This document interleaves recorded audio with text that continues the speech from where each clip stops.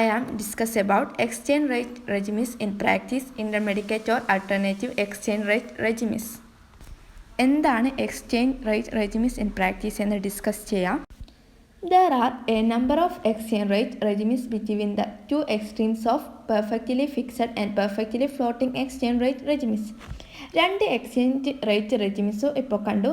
ഒന്ന് perfectly fixed ആണ്, ഒന്ന് പെർഫെക്റ്റ്ലി ഫ്ലോട്ടിംഗ് ആണ്. ഇതിന് രണ്ട് എക്സ്ട്രീംസിൻ്റെ ഇടയിലുള്ള ഒരു എക്സ്ചേഞ്ച് റേറ്റ് സിസ്റ്റംസും ഉണ്ട്.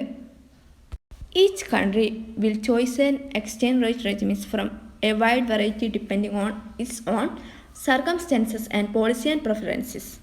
ഇങ്ങനെ പല വെറൈറ്റിയുള്ള എക്സ്ചേഞ്ച് റേറ്റ് സിസ്റ്റത്തിൽ നിന്നും ഓരോ രാജ്യവും അവരുടെ സാഹചര്യം അനുസരിച്ച് ഓരോ രാജ്യത്തിൻ്റെ പോളിസി പ്രിഫറൻസ് അനുസരിച്ച് അവർക്ക് അനുയോജ്യമായത് അവർ തിരഞ്ഞെടുക്കുന്നു. The following are the alternative exchange rate regimes. താഴെ പറയുന്നതാണ് ഇതിനുള്ള രണ്ട് ആൾട്ടർനേറ്റീവ്. ഇത് രണ്ടിൻ്റെ എക്സ്ട്രീമായ ലെവലിൻ്റെ ഇടയിലുള്ള മറ്റ് സിസ്റ്റംസ് എന്തൊക്കെയാണ് നമുക്ക് ഡിസ്കസ് ചെയ്യാം. First one, managed floating exchange rate. Managed floating exchange rate lines in between of the two extremes of fixed and floating exchange rate. Fixed and floating എക്സ്ചേഞ്ചിൻ്റെ നടുക്കാണ് മാനേജ്ഡ് ഫ്ലോട്ടിംഗ് എക്സ്ചേഞ്ച് റേറ്റ് നിൽക്കുന്നത്. എന്തുകൊണ്ടാണ് നിൽക്കുന്നതെന്ന് നമുക്ക് നോക്കാം. Under such a system, the exchange rate is allowed to move freely and determined by the forces of market, demand and supply. Market ഫോഴ്സസിൻ്റെ ഫലമായി, അതായത് ഡിമാൻഡ് ആൻഡ് സപ്ലൈൻ്റെ ഫലമായി കറൻസിയുടെ എക്സ്ചേഞ്ച് റേറ്റ് നിശ്ചയിക്കുന്നു. ഈ സിസ്റ്റം അനുവദിക്കപ്പെടുന്നുണ്ട്. അത് ഫ്ലോട്ടിംഗ് റേറ്റ് ആണ് അല്ലേ എങ്കിൽ പോലും, but when A difficult situation arises, the central banks of the country can intervene to stabilize the exchange rate. സാഹചര്യത്തിലൂടെ രാജ്യം കടന്നു പോകുമ്പോൾ അവിടെ ചിലപ്പോൾ RBI ഇടപെട്ടേക്കാം.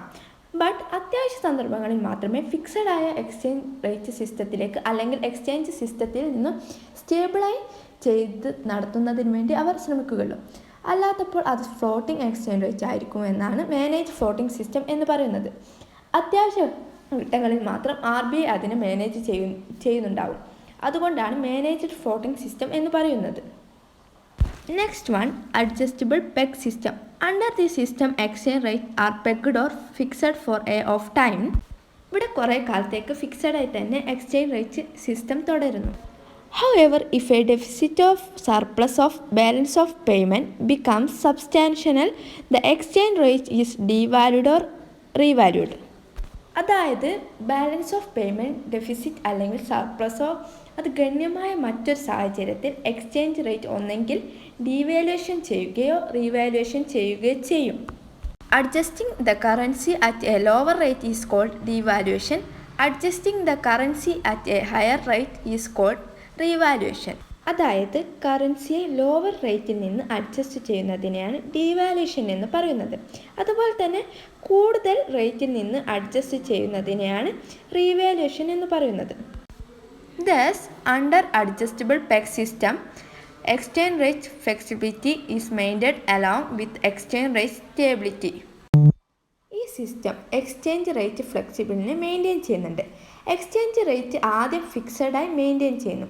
അത്യാവശ്യ സന്ദർഭങ്ങളിൽ ഡീവാലുവേഷൻ ചെയ്തോ റീവാലുവേഷൻ ചെയ്തോ ബാലൻസ് ഓഫ് പേയ്മെൻറ്റ് സോൾവ് ചെയ്യുന്നു. അതിനെയാണ് അഡ്ജസ്റ്റബിൾ പെഗ് സിസ്റ്റം എന്ന് പറയുന്നത്. Next one, crawling peg system.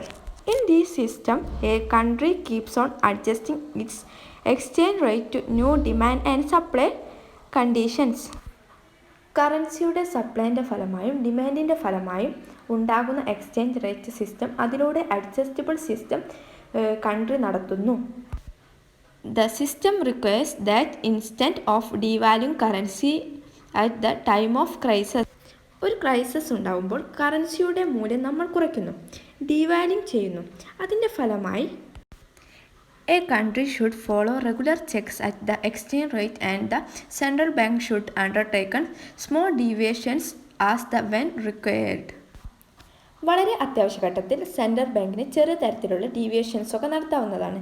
വളരെ കരുതലോടെയുള്ള എക്സ്ചേഞ്ച് റേറ്റിൻ്റെ മാറ്റത്തെയാണ് ക്രോളിംഗ് പെഗ് സിസ്റ്റം എന്ന് പറയുന്നത്. Last one, joint float system. Under the system of joint float, A group of countries have an adjustable peg system between their own currencies. നമ്മളിപ്പോൾ adjustable peg സിസ്റ്റത്തെക്കുറിച്ചും float സിസ്റ്റത്തെക്കുറിച്ചും പറഞ്ഞു. ഇതിൻ്റെ രണ്ടിൻ്റെയും കോമ്പിനേഷനാണ് joint floating system എന്ന് പറയുന്നത്. കുറേ രാജ്യത്തിൻ്റെ കൂട്ടായ്മ അവരുടെ ഇടയിൽ അഡ്ജസ്റ്റബിൾ പെഗ് സിസ്റ്റം ആയിരിക്കും ഉണ്ടാവുക. ആ രാജ്യങ്ങളുടെ കറൻസികൾ തമ്മിൽ അഡ്ജസ്റ്റബിൾ പെഗ് സിസ്റ്റം അപ്ലൈ ചെയ്യുന്നു. Have A joint float again other currencies. മറ്റു രാജ്യത്തിൻ്റെ കറൻസിയുമായി അവരുടെ കറൻസി ജോയിൻ ചെയ്യുവാൻ ജോയിൻറ്റ് പെഗ് സിസ്റ്റം ആയിരിക്കും അഡോപ്റ്റ് ചെയ്യുക. This system is in used under the European monetary system where its exchange rate mechanism has an adjustable pegged. European കൺട്രീസിലൊക്കെ ഈ സിസ്റ്റമാണ് follow ചെയ്യുന്നത്. Exchange rate band with member countries but a joint float against other currencies of the world. അവരുടെ കൂട്ടായ്മയ്ക്കിടയിലുള്ള രാജ്യങ്ങളുമായി adjustable peg സിസ്റ്റമാണ് follow ചെയ്യുന്നത്. മറ്റു രാജ്യങ്ങളുമായി ജോയിൻറ്റ് ഫ്ലോട്ട് സിസ്റ്റമാണ് ഫോളോ ചെയ്യുന്നത്. ഇതിനെയാണ് ജോയിൻറ്റ് ഫ്ലോട്ട് സിസ്റ്റം എന്ന് പറയുന്നത്.